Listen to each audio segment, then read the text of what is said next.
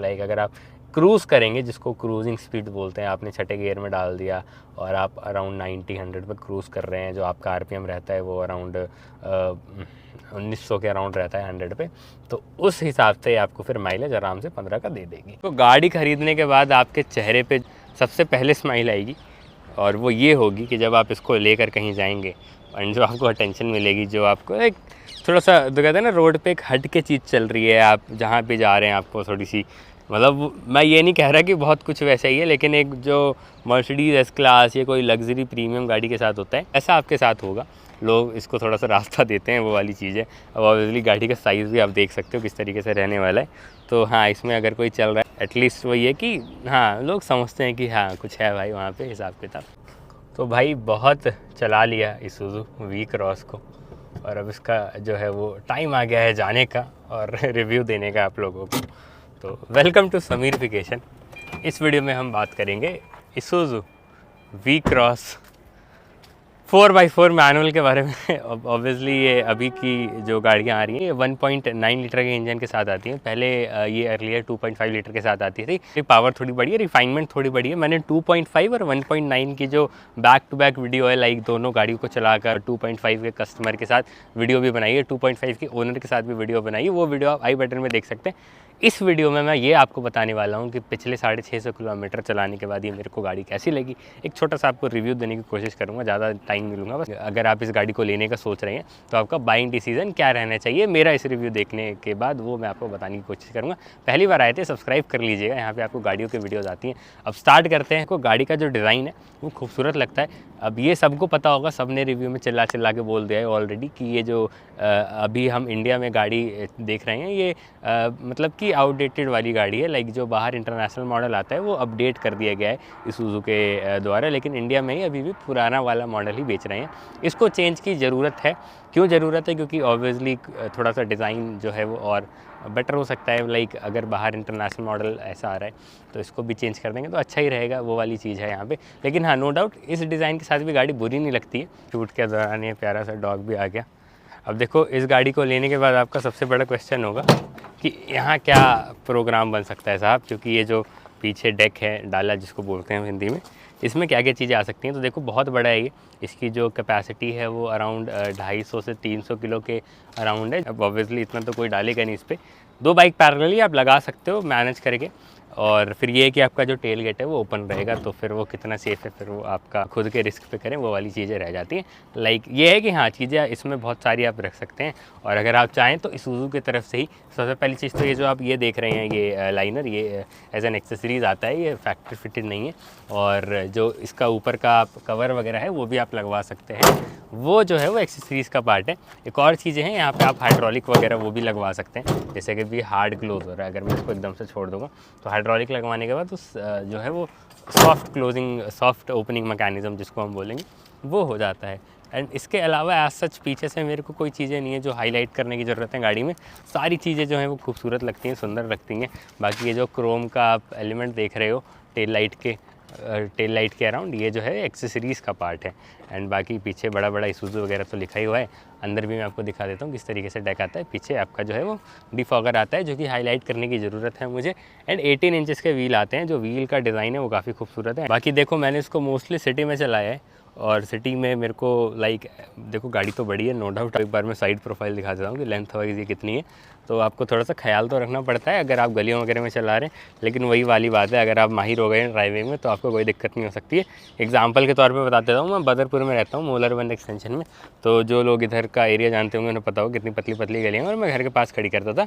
And Battala house जो जाकिर नगर है, वहाँ पर भी मैं इसको लेके 2-3 बार गया हूँ। तो ऐसा सच मेरे को ऐसा नहीं लगा कि हाँ, ख्याल आपको करना पड़ेगा अगर आप बहुत ऐसे ड्राइविंग में पक्के नहीं हैं तो ना लेकर जाएं। लेकिन हाँ, वो डिपेंड करता है आपकी स्किल्स के ऊपर और आप कितना जो है वो चीज़ों को इसको लेकर अंदर बाहर कर सकते हैं। तो ये वाली बात तो हो गई भाई इस चीज़ की। बाकी देखो, गाड़ी का एक 360 दिखा देता हूँ आपको किस तरीके से रखती है। लाइट का रिस्पॉन्स काफ़ी अच्छा है। लाइट मेरे को ऐसा कोई दिक्कत नहीं लगी। सिटी में भी चलाई मैंने, थोड़ी बहुत हाईवे भी चलाई है, मूर्थल वगैरह ले गया था मैं इसको, तो मेरे को ऐसा लाइट से कोई दिक्कत नहीं लगी। फॉग लाइट भी आती है एंड बल्ब आता है उसमें। बाकी मिरर्स वगैरह जो है वो इलेक्ट्रिकली एडजस्टेबल फोल्डेबल आते हैं। तो वही वाली चीज़ है कि सारी चीज़ें आपको मिलेंगी। एक चीज़ जो आप कहेंगे आउटडेटेड, लेकिन इसूज़ू ने उसको भी जो है वो अब ठीक कर दिया है। वो क्या है वो मैं आपको बता देता हूँ। ये जो आप यूनिट देख रहे हैं जिसको आप इंफोटेनमेंट स्क्रीन भी बोलते हैं, ये अब इसूज़ू ने एंड्रॉयड दे दिया है फैक्ट्री फिटेड वाला। तो अभी ये जितनी भी गाड़ियाँ आ रही हैं ये 2021 रजिस्टर्ड है, इसीलिए इसमें नहीं है, उनमें वो एंड्रॉयड यूनिट आता है। एंड इसी के साथ साथ सेफ्टी फीचर के तौर पर ऑटो स्टार्ट स्टॉप आता है और वो ESP वगैरह आता है। ऑटोमेटिक वगैरह आप लेंगे तो उस चीज़ में ये मैनुअल है, आप इसको मैनुअल और ऑटोमेटिक दोनों ही में ले सकते हैं। ऑटोमेटिक में 6 स्पीड टॉर्क कन्वर्टर आता है और मैनुअल में 6 स्पीड मैनुअल आता है। बाकी अगर आपको रिवर्स लगाना है तो हल्का सा टाइट है और ऐसे करके ये कुछ लगेगा। एंड कैमरा क्या कैसा है वो आप देख सकते हैं कि रिवर्स कैमरा इसका क्वालिटी जो कैसी है, रात के टाइम पे भी ओके काइंड है, काम चला देगी आपका। मैं ये नहीं कह रहा बहुत फाइन क्वालिटी है, लेकिन हाँ चीज़ें जो हैं वो अप टू डेटेड हैं सारी। लेकिन ये जो एंड्रॉयड वाली स्क्रीन है वो इस वाली गाड़ी में नहीं है, तो वो कंफ्यूज मत होना। बाकी AC जो है वो अच्छा है, इसका रिस्पांस वगैरह अच्छा है। सिटी वगैरह में मेरे को ऐसा कोई दिक्कत नहीं है। ऑटो क्लाइमेट कंट्रोल आता है इस गाड़ी में एंड उससे भी कोई दिक्कत नहीं है। यहाँ पे चार्जिंग के लिए USB वगैरह देते हैं ये लोग। एक और चीज़ जो मैं आपको हाईलाइट करना चाहूँगा, जो ओल्ड स्कूल लोग होंगे वो इसको पसंद करेंगे, थोड़ा अप्रिशिएट करेंगे। गाड़ी मैंने बंद कर दी, क्लच दबा कर ही गाड़ी स्टार्ट होती है अब। ये देखो आपने देखा इसके अंदर जो वाइब्रेशन है एंड ये कंटिन्यूसली रहती है। देखो मेरा हाथ देखो आप, शायद आपको फील हो। किस तरीके से दिखाऊं मैं आपको, देखो मेरी उंगलियां देखना सो इसके अंदर वाइब्रेशन है इसका। अगर आप ऑटोमेटिक टॉर्क कन्वर्टर लेंगे वो मतलब लाइक वो क्यों ही हिलेगा, क्योंकि वो ऑटोमेटिक है, वो एक चीज़ है। तो ये है। बाकी 4x4 है ये। थोड़ी बहुत ऑफ रोडिंग करी थी मैंने, बहुत हार्डकोर नहीं करी। ऑब्वियसली वही वाली चीज़ है कि सिचुएशन नहीं थी, फिर बीच में मेरी तबीयत भी ख़राब हो गई, डेंगू वाले सिम्टम थे तो मैं डर गया, बट डेंगू नहीं था थैंकफुली। वो चीज़ें हैं। यहाँ पे क्या है, यहाँ पे मैं लस्सी पी रहा था इसलिए रख रखी है। तो यहाँ पे एक ये जो है ये रिट्रैक्टेबल कप होल्डर है, ये अंदर भी चला जाता है बाहर भी आ जाता है, जिसमें आप अपनी ड्रिंक्स वगैरह डाल के ऐसे ठंडी कर सकते हैं। AC का जो हवा है वो आता रहेगा। ग्लव बॉक्स यहाँ पे ऊपर नीचे दोनों आता है, यहाँ पे भी स्पेस है। कुछ चीज़ें हैं जो गाड़ी में वो मिसिंग है, जैसे ऑटो डिमिंग IRV हम इसूज़ू दे सकते थे एंड पुश स्टार्ट स्टॉप तो आता है। पहले जो 2.5 आती थी उसमें की लगा कर ही ऑन करना पड़ता था। क्रूज़ कंट्रोल नहीं देते हैं ये लोग, एक बहुत बड़ा मिस लगा मेरे को। ऑटोमेटिक में आता है, मैनुअल में भी देना चाहिए। मैनुअल वालों के साथ अत्याचार क्यों। बाकी इसके अंदर बहुत सारी इन्फॉर्मेशन आती है, लाइक आपको जो है वो सारी चीज़ें दिखा देगा ये जो आपको डेली चाहिए होती हैं। फ्यूल एफिशिएंसी कितनी है, तो फ्यूल एफिशिएंसी की बात भी कर लेते हैं। सिटी में आपको देगी अराउंड 9 से 12 के बीच में, डिपेंड करता है आप कैसे चला रहे हैं, हैवी फुट चला रहे हैं, खींच के चला रहे हैं, आराम से चला रहे हैं। हाईवे पे आपको देगी 14-15। मतलब मैं मूर्थल लेके गया था तो MID में मेरे को कितना मैक्स दिखाया था, 13-12 के अराउंड दिखाया था, 13-14 के अराउंड, जबकि मैं अच्छी खासी चला रहा था, 100-120 चला रहा था उस तरीके से। लाइक अगर आप क्रूज़ करेंगे, जिसको क्रूजिंग स्पीड बोलते हैं, आपने छठे गियर में डाल दिया और आप अराउंड 90-100 पर क्रूज़ कर रहे हैं, जो आपका RPM रहता है वो अराउंड 1900 के अराउंड रहता है 100 पे, तो उस हिसाब से आपको फिर माइलेज आराम से 15 का दे देगी। बाकी पीछे की सीट कैसी है, चलिए आपको दिखा देता हूँ।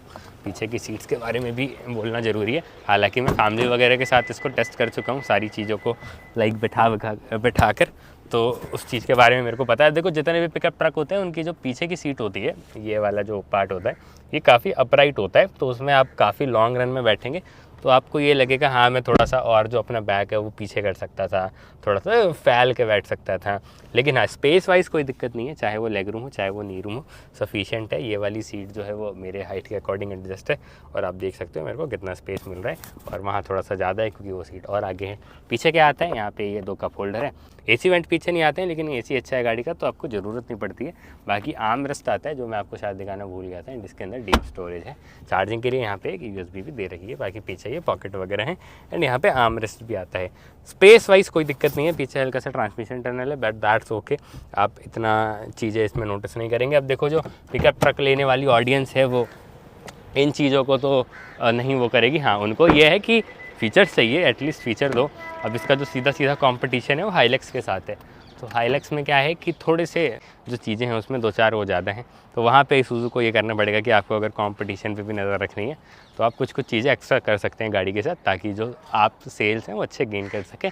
एंड बाकी गाड़ी ओवरऑल कैसी लगी, देखो गाड़ी तो मेरे को अच्छी लगी, नो डाउट। अब वही वाली चीज़ है, आप किस टाइप के बायर हैं और आप क्या चाह रहे हैं अपनी गाड़ी में, तो वो आपको पहले एक लिस्ट बनानी पड़ेगी कि अगर मेरे को पिकअप ट्रक लेना है तो इंडिया में क्या क्या अवेलेबल है, एंड देन उस चीज़ को फिर आप उस अपने अकॉर्डिंग देख सकते हैं। बाकी इसी में एस्केप वगैरह भी आते हैं, हाईलैंडर वगैरह भी आते हैं, जो कि इसका लोअर वर्जन ही है। लाइक ये सेम ही गाड़ी है बट वो लोअर वर्जन है। लोअर इन द सेंस कि वो थोड़ा सा बेस मॉडल आप उनको बोल सकते हो। आपका इसका जो टॉप एंड वेरिएंट है 4x4 ऑटोमेटिक वी क्रॉस का, जिसमें आपकी सारी चीज़ें आती हैं, वो अराउंड ऑन रोड 31 लाख रुपए का पड़ता है। बाकी एग्जैक्ट प्राइसिंग क्या है वो मैं आपकी स्क्रीन पर डाल दूँगा। ये मैनुअल है, ये अराउंड 2 लाख रुपए सस्ता होना चाहिए if I am not wrong. बाकी देखो गाड़ी अच्छी लगी मेरे को चला के, तो अगर आप मेरे से पूछेंगे कि यार मेरा 30 लाख रुपए का बजट है, पिकअप ट्रक लेना है, मैं क्या लूँ, तो देखो 2 ऑप्शन है। अगेन फिर वही वाली बात आ जाती है, हाइलैक्स एंड ये। तो आपको वही है कि दोनों को चलाकर साइमल्टेनियसली ये देखना पड़ेगा कि मेरे जो बजट है, अगर आपका थोड़ा सा ये है कि नहीं यार मैं 30 से ज़्यादा नहीं खींच सकता, 30 के अंदर ही अंदर मेरे को गाड़ी लेनी है, तब तो आपके पास ऑप्शन बचता नहीं है। तब आपको पता ही मेरा आंसर क्या रहने वाला है। आई थिंक इसी के साथ इस वीडियो को एंड करते हैं, क्योंकि 5-7 मिनट बोल के मैंने ऑलमोस्ट लंबी खींच दी है वीडियो। और अगर आपको कोई और सवाल पूछना है तो नीचे पूछ सकते हैं। बाकी इनके सर्विस सेंटर वगैरह तो देखो दिल्ली एनसीआर में आई थिंक 2-3 होने चाहिए, तो वो चीज़ आपको देखनी पड़ेगी कि आप कौन से शहर से हैं, एंड वहाँ पे नियर बाय सर्विस सेंटर है कि नहीं है, या आपको सर्विस करानी है तो आप कैसे कराएंगे। बाकी डीलरशिप नेटवर्क मेरा सजेशन ये है कि थोड़ा सा और इनको स्ट्रॉन्ग करने की ज़रूरत है, एंड मोस्टली चीज़ें मैंने कवर कर ली हैं जो मेरे को बताना चाहिए था। बाकी 4x4 आता ही है इसमें, तो 4x4 की ज़्यादा बातें कभी करेंगे अगर इनका कोई ऑफ रोड इवेंट हुआ एंड इन लोगों ने बुलाया वहाँ पे, तो हाईलाइट कर दूंगा मैं कि क्या क्या चीज़ें आती हैं। बाकी इसी नोट पे इस वीडियो को एंड करते हैं। कुछ अगर अच्छा लगा हो तो आप प्लीज़ अप्रिशिएट करिएगा एंड कमेंट कर दीजिएगा अगर आपको कोई सवाल हो तो। Thank you.